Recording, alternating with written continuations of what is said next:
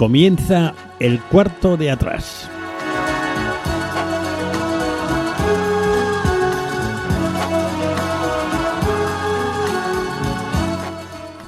Nuestra más cordial bienvenida a este tiempo de tertulia, a este tiempo de conversar coloquialmente de temas de actualidad. Digo coloquialmente porque no somos aquí doctores en nada.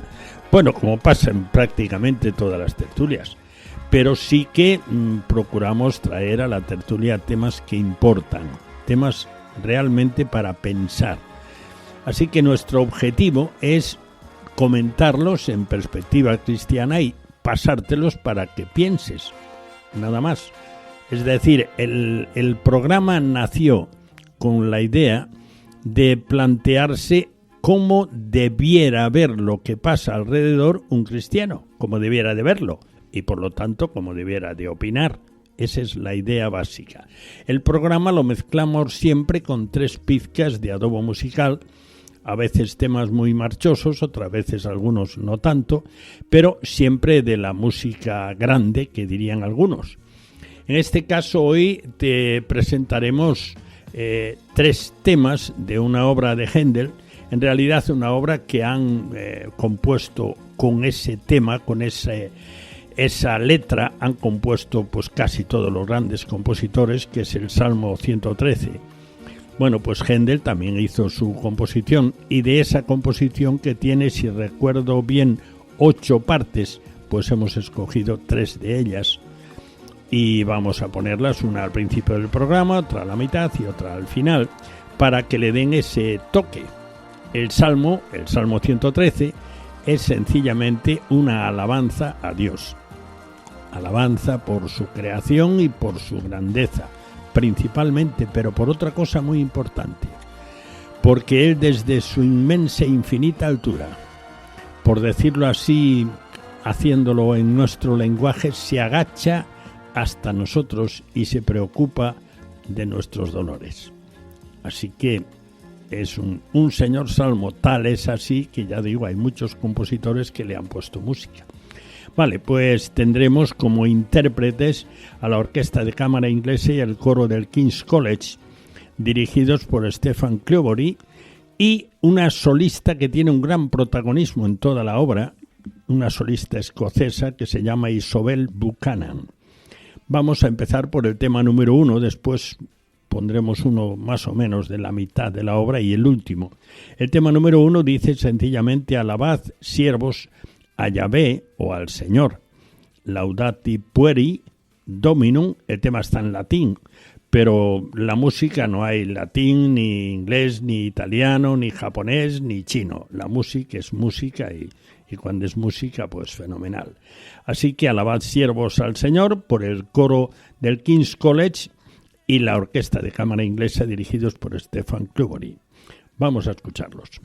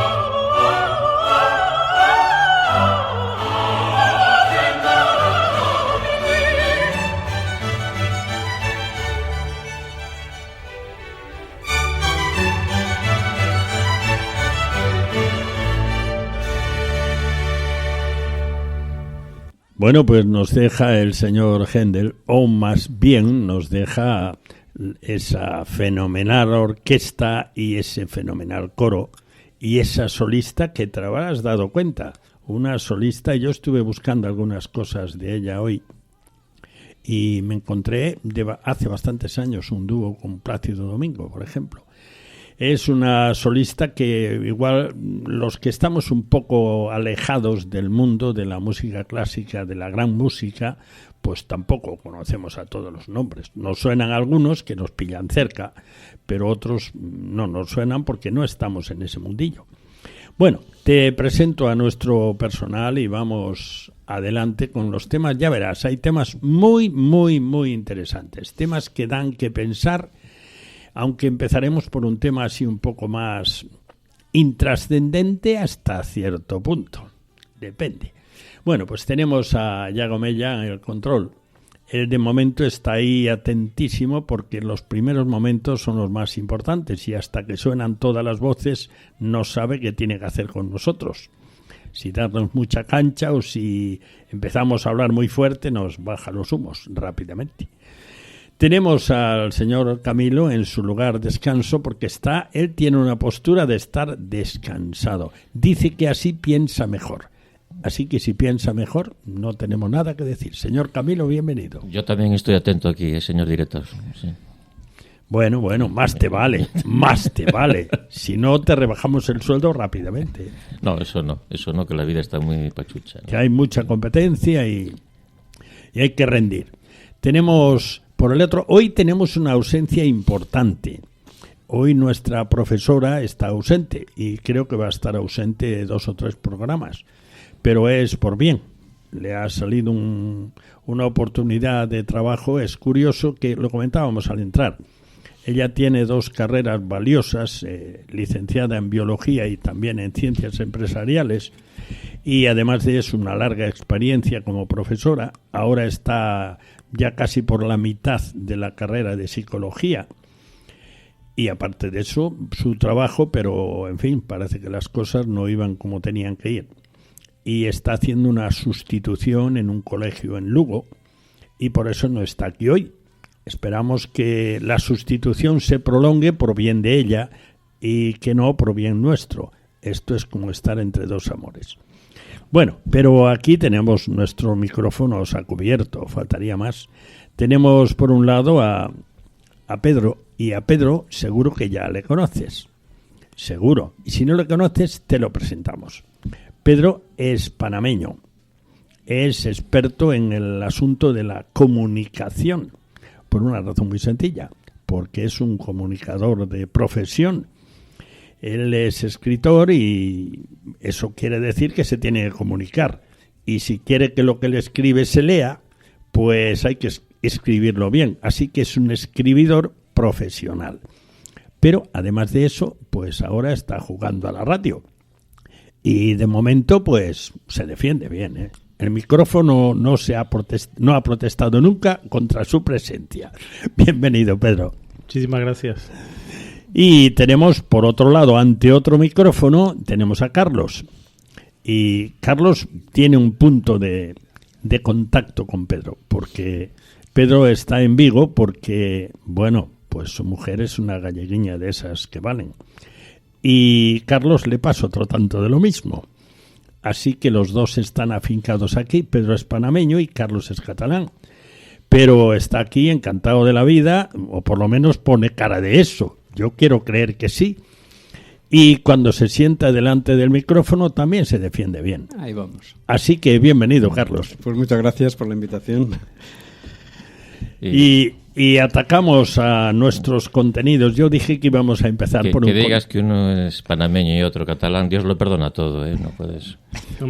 Vamos a empezar... Vamos a empezar por un tema interesante.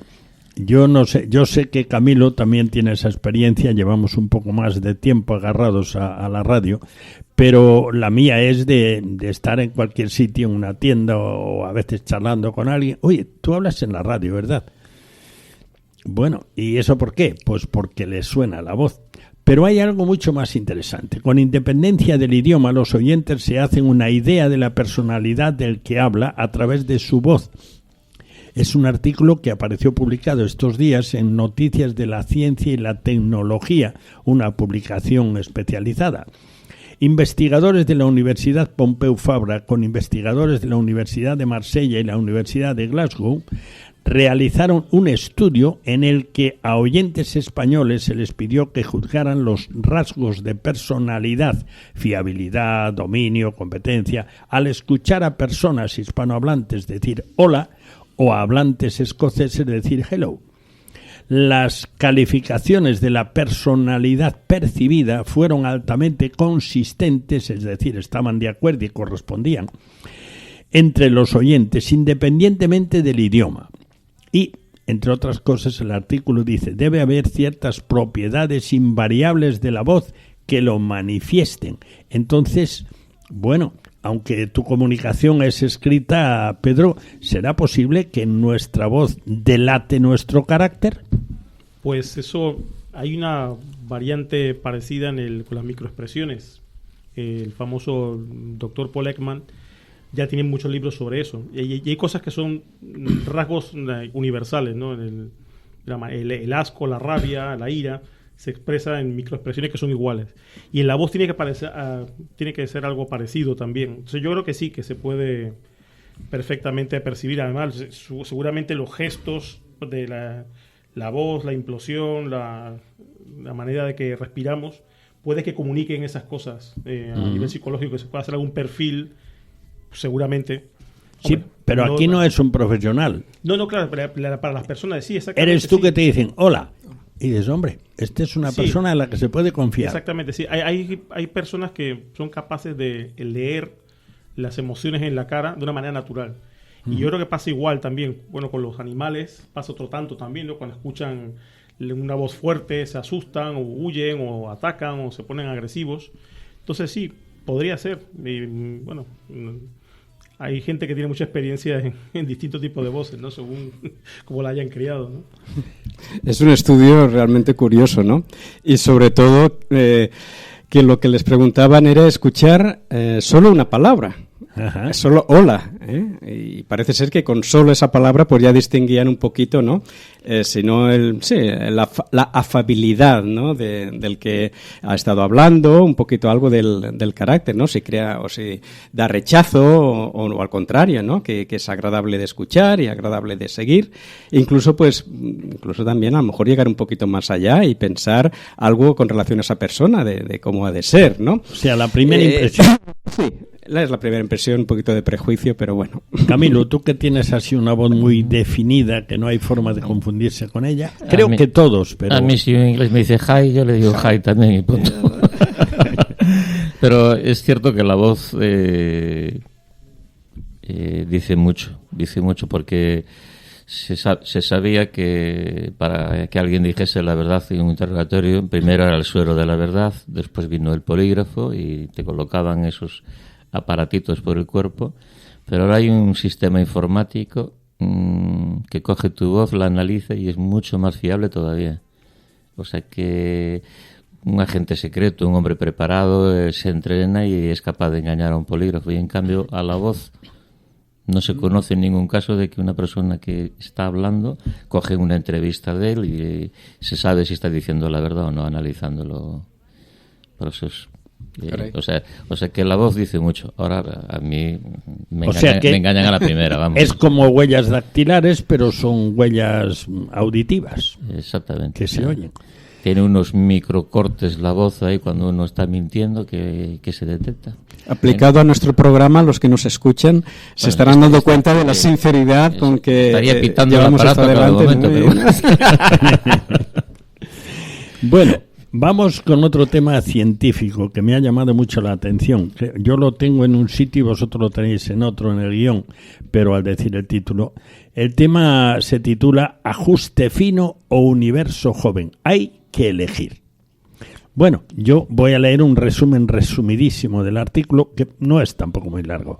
El ajuste fino de las leyes de la naturaleza radica en que dichas leyes parecen preparadas específicamente para que la vida sea posible.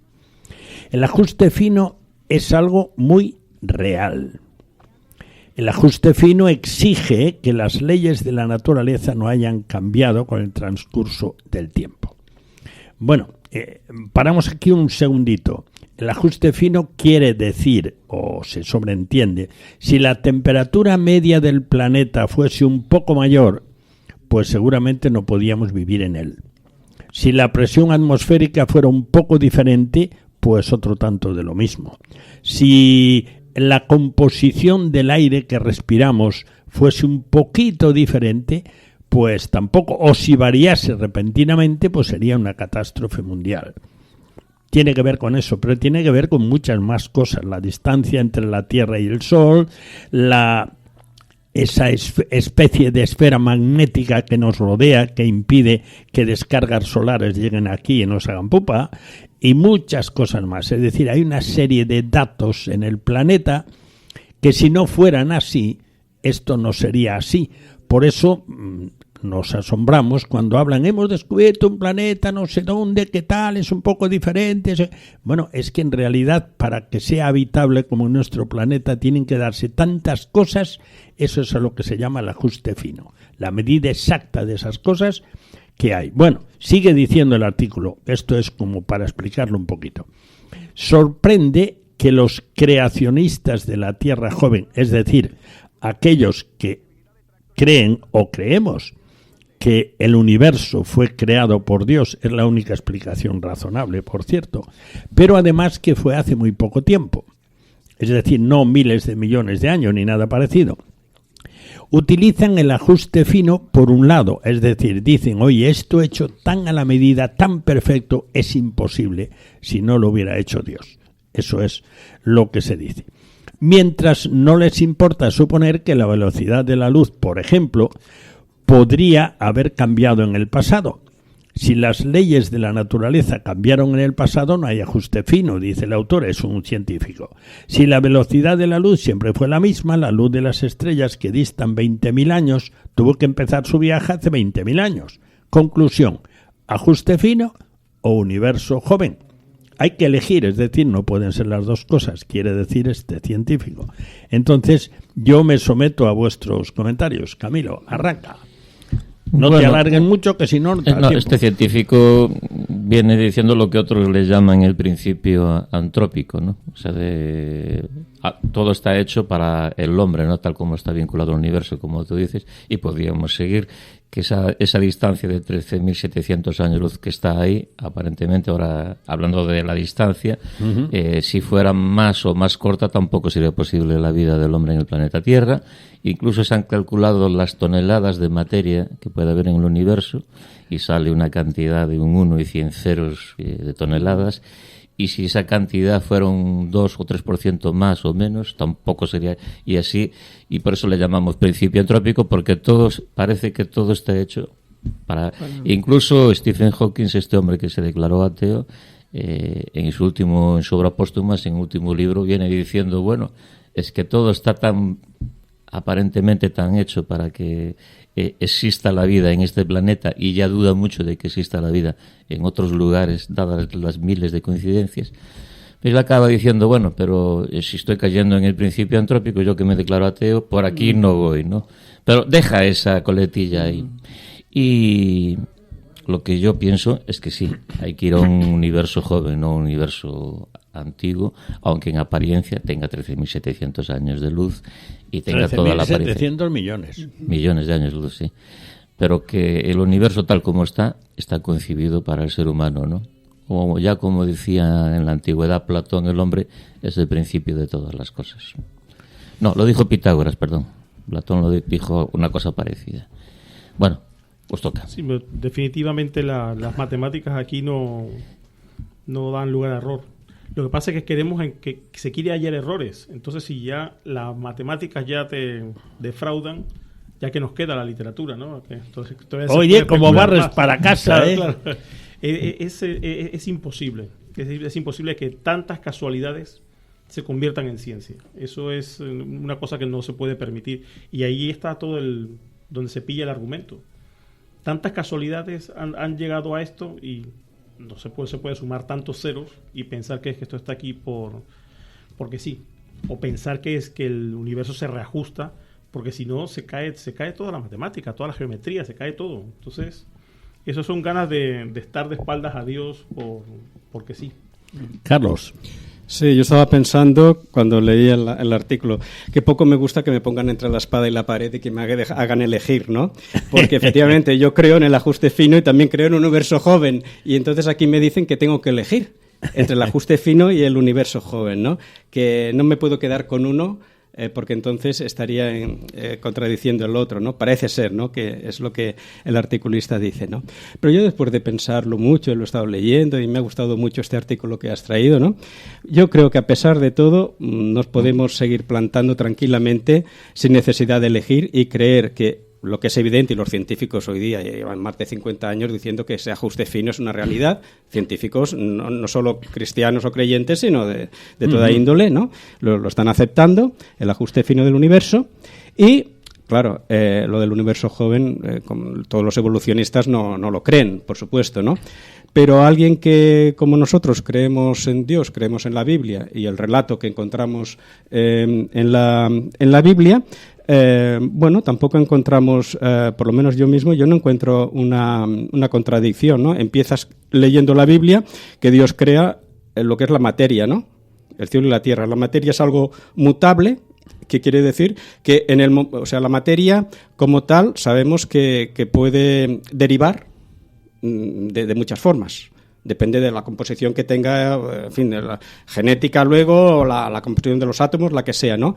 Y sabemos que Dios a la materia le dio una composición determinada para que nos encontremos, por ejemplo, en la física, los valores que nos encontramos en la física, por ejemplo, ¿no?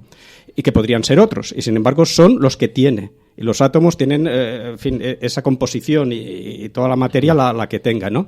Dada por Dios. Pero si en un primer lugar pensamos en el gran Dios creador y artista que crea simplemente la materia para luego ordenarla, luego para lo que es la materia darle, ¿no? Como te digo, ¿no? Esa característica a cada aspecto de la materia, me cuadra tranquilamente el capítulo 1, versículo 1 y versículo 2 con todo lo que estamos viendo, ¿no? Él crea la materia para luego esa misma materia confeccionarla, o sea que no veo una mayor... Así.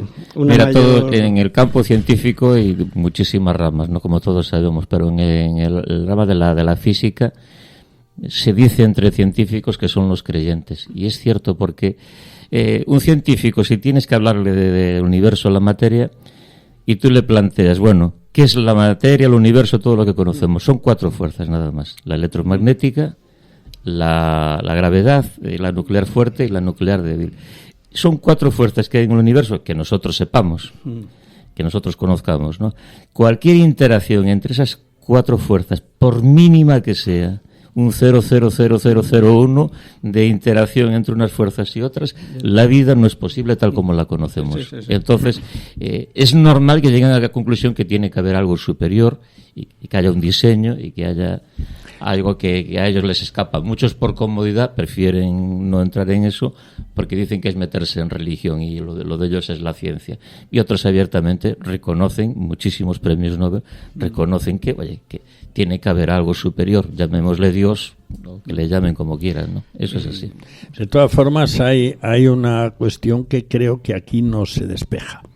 Y ahí es a donde a mí me gusta llegar en este tema. Me gusta llegar porque creo que es así.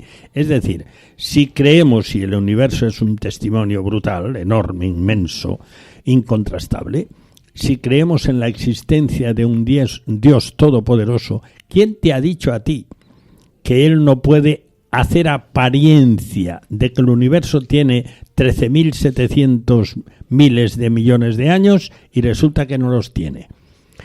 Yo ponía a veces un ejemplo sencillamente porque es un hecho relatado en los evangelios y es un hecho real. Cuando el Señor Jesucristo transformó agua en vino, pues ahora que el vino está muchísimo más conocido que hace unos cuantos años y todo el mundo sabe algo de vinos y ve las etiquetas y este es crianza, este es del año, este es roble, este es reserva, este es gran reserva. Bueno, si aquel vino que el encargado de la comida, hoy sería el metre o algo así, dijo, oye, este vino es buenísimo tú.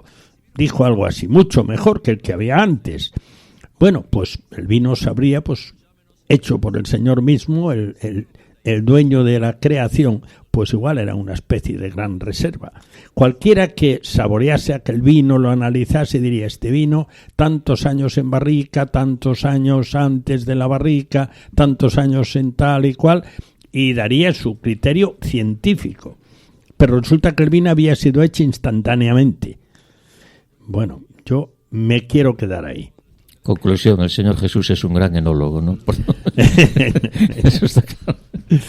Es que lo que pasa es que es como si le quisiéramos marcar el paso a Dios. Creo que ahí nos pasamos un poco. Y creo que lo que este hombre, que es un científico serio, lo que él plantea, o te quedas con el ajuste fino o te quedas con la tierra joven. Oye, ¿y por qué no las dos cosas? ¿Es que acaso el Dios creador y Señor del universo, que ha hecho milagros en muchas ocasiones, no puede haber hecho ese milagro?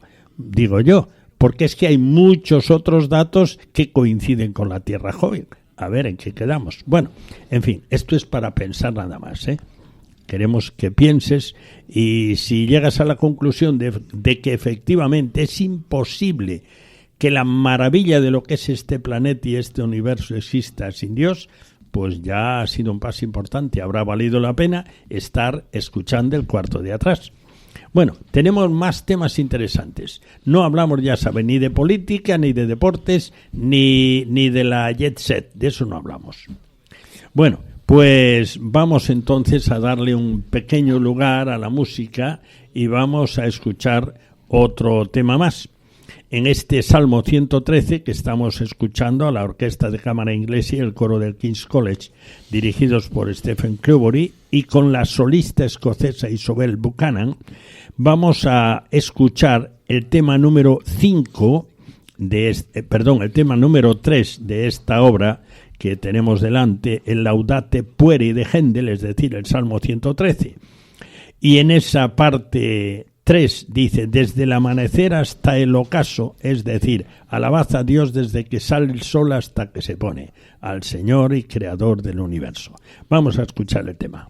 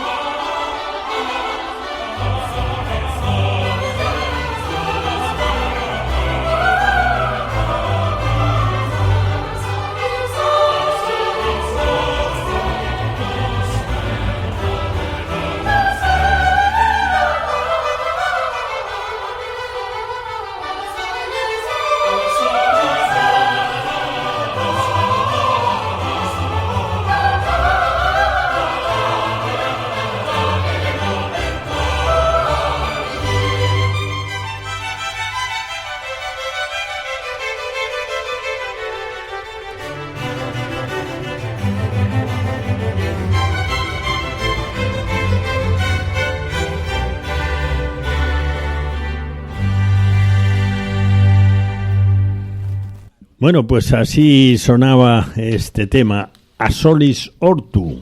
A Solis Ortu, ya sabes que el orto es la salida del sol. Es que el tema fue cantado en latín, pero el latín es nuestro padre lingüístico, así que tenemos que llevarnos bien con él, ¿o qué?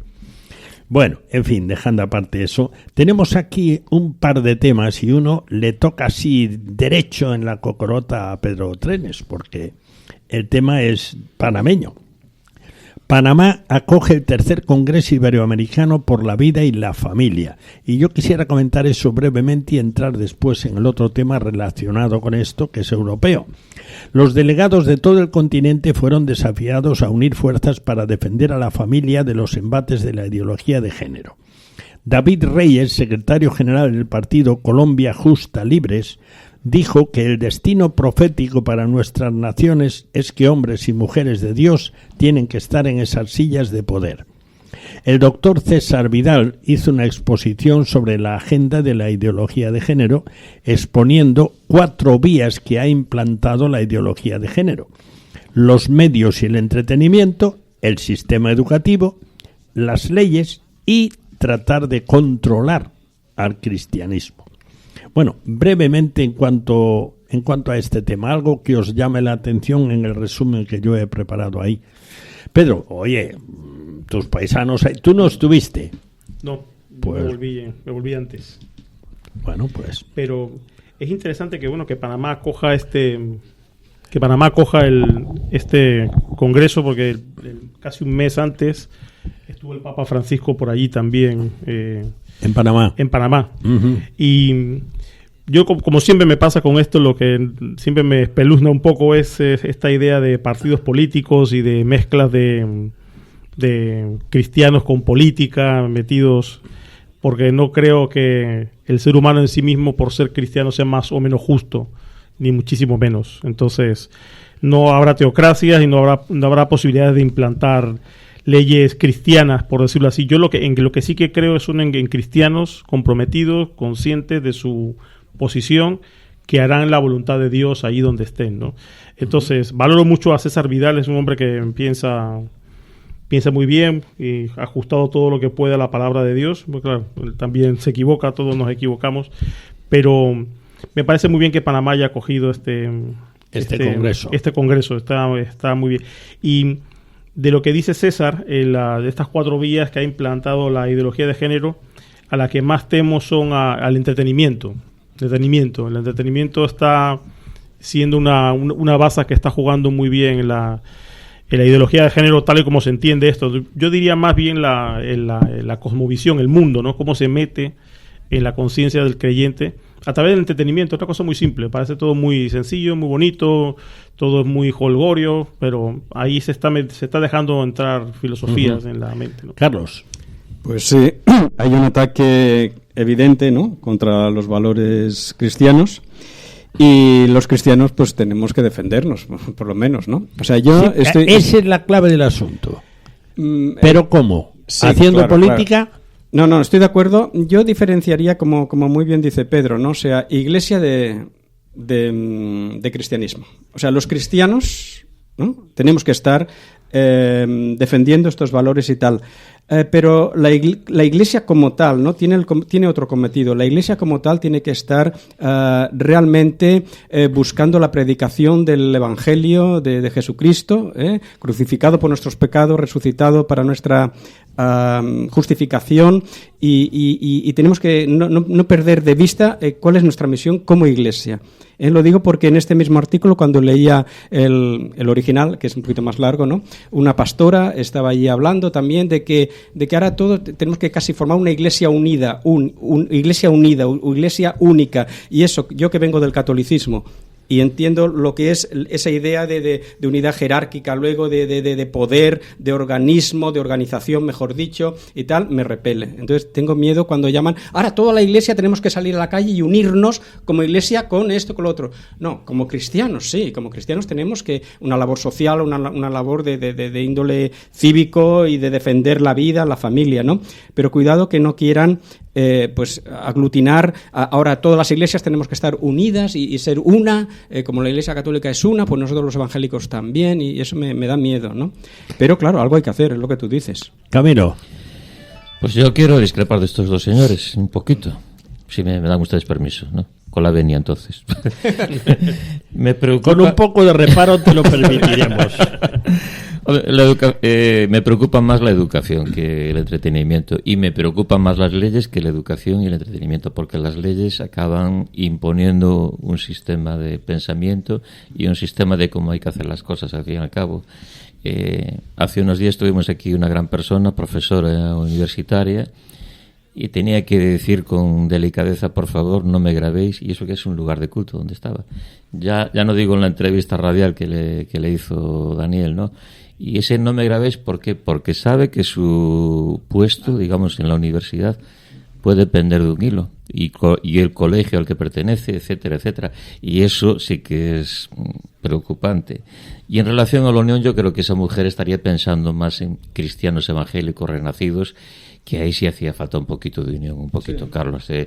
Cristianismo general, no. Cristianismo general, religiones general, eso lo quiere el papado romano, y porque así ellos, si hay una unión mundial de todo, ellos consideran que ellos serían los que cortan el bacalao, que serían los más poderosos, entre comillas, ¿no? Y el jefe de todo, este Francisco de ahí de Roma, pues está muy empeñado en eso. Ahora, que los demás cristianos, yo te voy a decir una cosa, no soy profeta ni hijo de profeta, pero las circunstancias yo creo que van a llegar a ser tan duritas que al final, Carlos, vamos a terminar de decir, oye, si tú eres bautista y yo soy pentecostal y el otro es de presbiteriano, eso va a quedar en un puesto secundario y vamos a ser más cristianos y más entre todos, porque nos va a hacer falta, a la fuerza va a ser. Yo creo que al final Dios nos va a apretar tanto la persecución va a ser cada vez más fuerte, que nos va a obligar a hacer eso, y bienvenido sea eso si es para bien. Si es para bien. Si es para...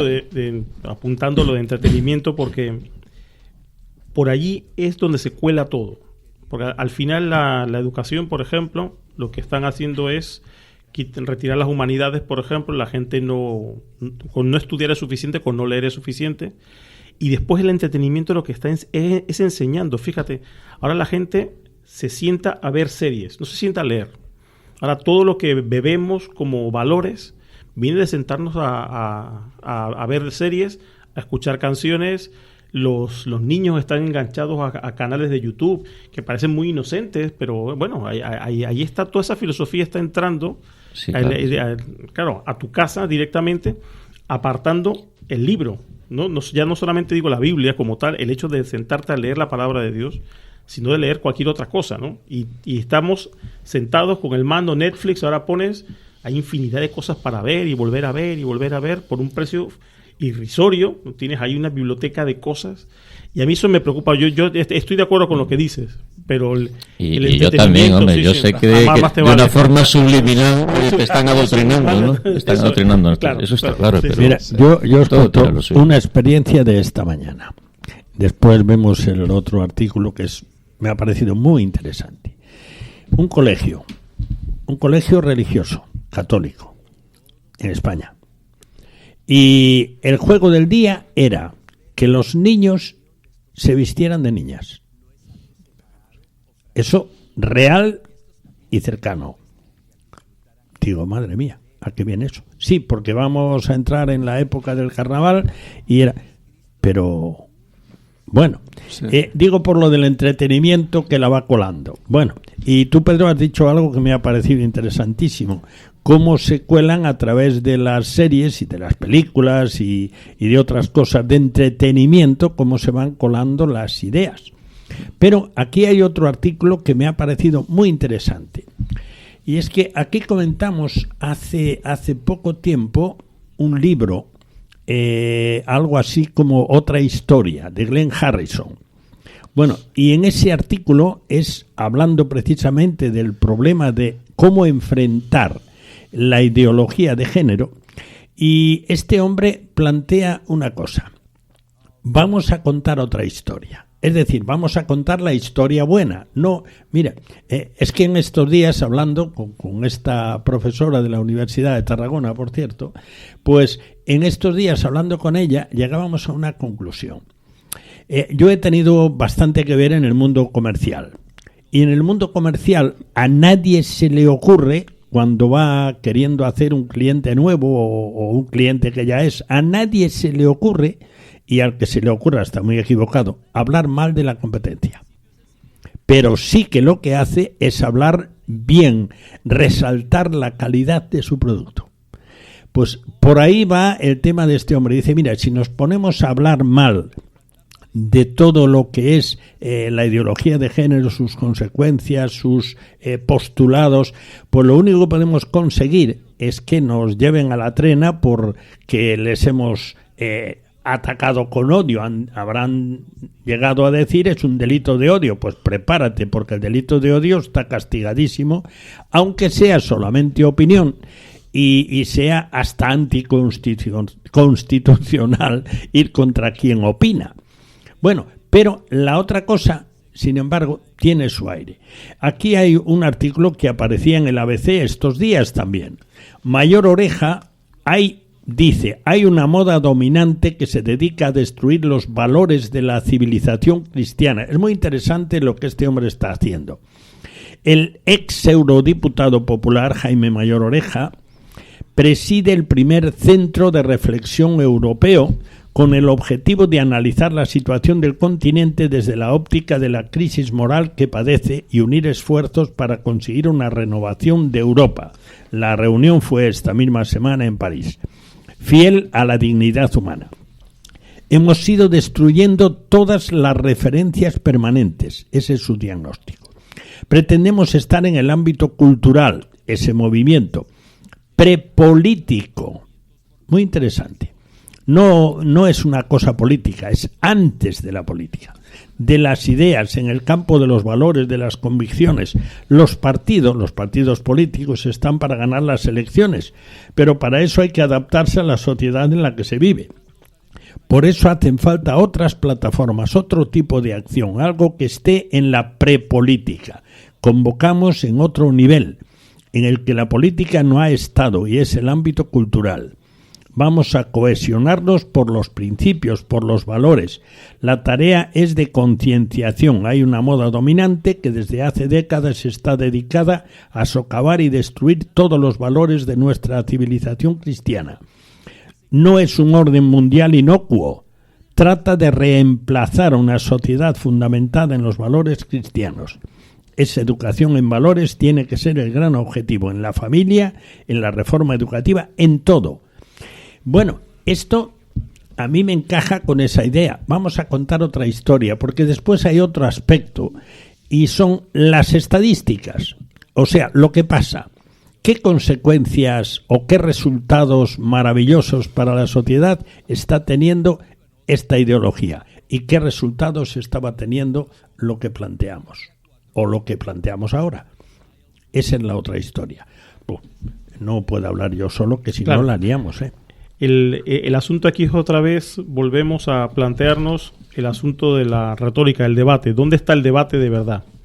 Porque yo creo que nos ganan en un sentido el debate en toda esta alaraca pública. No, estamos en contra, entonces siempre estamos siendo oposición a, y no estamos diciendo, oye, lo positivo que es ser cristiano, lo importante que es guardarte hasta el matrimonio, amar a tu mujer, respetar a tus hijos. Hablemos de estas cosas, de esta otra historia que de verdad ocurre. Es un poco lo que estábamos hablando de la ciencia. Ante tantas cosas que se dicen en contra de no somos esto y no somos aquello, estamos en contra de los que son evolucionistas. Bueno, vamos a hablar de las bondades de la creación, de un Dios omnipotente que ha creado todas las cosas. Vamos a hablar de eso, porque lo demás, cuando estamos discutiendo en la calle, con pancartas y todo lo demás, lo que hablábamos antes, las leyes se van aprobando y no estamos ganando el discurso. Ese es el gran problema. Nos quedamos una vez más en la pared blanqueada, en realidad, ¿no? En apariencia de, y estamos perdiendo las grandes oportunidades de decir lo que de verdad es relevante e importante, que es el Dios bueno, el Dios que quiere lo mejor para la humanidad, en contraste de tanta ideología y tanta discusión. Camilo. Bueno, aquí Pedro se ha derivado a la autocrítica, y esto está bien que hagamos los creyentes también autocrítica, pero aquí, señor Mayor Oreja, se está refiriendo a una moda dominante. A mí me hace gracia este eufemismo, ¿no? Sí. Sí. Porque las modas las crea alguien, ¿no? Hay alguien detrás. Otros prefieren llamarle establishment. Son eufemismos para no decirle al lobo, sino llamarle perrito, llamarle el chuche que anda por ahí por el rincón. Porque también caes repentinamente, pues que los medios de comunicación que se deben son la voz de su amo, te van a decir, mira, este conspiranoico, este es loco, ¿no? Pues que me llamen conspiranoico. Yo ya vengo presumiendo de ello hace 25 años, ¿no? Vamos a celebrar la... Más o menos. Pues ya está, pues decimos, hay unas fuerzas, vamos a decir, superiores que están dominando la política y medio mundo, pues imponiendo esa ideología de género, imponiendo esa moda anticristiana. Eso. Y está cuajando. Que nosotros tenemos que hacer autocrítica. Sí, podemos mejorar en mucho las cosas. O deberíamos, o yo qué sé. Siempre es bueno tener capacidad de autocrítica. Pero aquí estamos hablando de una moda dominante que nos viene encima y que nos quiere aplastar y que nos quiere sacar del medio. Claro, pero por decirlo de alguna manera. ¿Y qué podemos hacer contra eso? Autocrítica sí, pero habría que hacer algo más, creo yo. Que no sea autocrítica. Sí. ¿Y cómo eludir eso o cómo combatirlo? Ese sería el tema. Bueno, es que ahí está. Ellos tienen un altavoz, bueno, tienen cientos de altavoces, ¿no? Tienen poder, con P mayúscula. Tienen cientos de altavoces y se hacen oír, ¿no? Nosotros con P mayúscula no. Nosotros bueno, es cierto, sí. Entonces, ¿qué ocurre? Aquí. Si a alguien como este hombre, Jaime Mayor Oreja, ¿no? Con esta organización se puede mencionar, porque no es una asociación política ni nada, One of Us, me parece que es, ¿no? En la que él es presidente, y la que ha ido al Parlamento, la que está yendo a los parlamentos de distintos países, me parece, se está moviendo. Sí, de momento la presentación oficial era precisamente estos días, ¿no? En el Senado en París. Bueno, ahí tenemos un altavoz. Gloria a Dios, ¿no? Exactamente, ¿no? Entonces, para de algún modo empezar a apoyar este movimiento. Bueno, pero las cosas habría que llamarlas por su nombre, aunque eso nos costara que nos encuadraran, yo qué sé, donde fuese. O sea, el señor Sarkozy pertenece a una logia masónica, el Gran Oriente francés, es un gran líder, y es tan líder que incluso aquí en España está imponiendo hombres en tu tierra. Para la alcaldía de Barcelona ha puesto el señor que fue allí primer ministro. Le dijo, no, tú que también eres un masón importante. Y pero eso no es meterse en el terreno de la política. Como dicen los Lago 33, a la masonería se viene a recibir instrucciones. Eso de discutir aquí filosofías, eso queda muy bien para afuera, para hablar del... Y por tanto, hay que decirle al señor Sarkozy, mire, su ideología es anticristiana, yo me considero cristiano y yo estoy contra usted mientras usted no legisle de otra manera. O sea, leyes, LGTBI, etcétera, etcétera, etcétera, y los cristianos los malos de la película. Mientras nosotros no seamos sal de la tierra y luz del mundo, para mí ser sal de la tierra y luz del mundo es que el señor Mayor Oreja o el vecino del Quinto le diga a esa gente, no, tú no.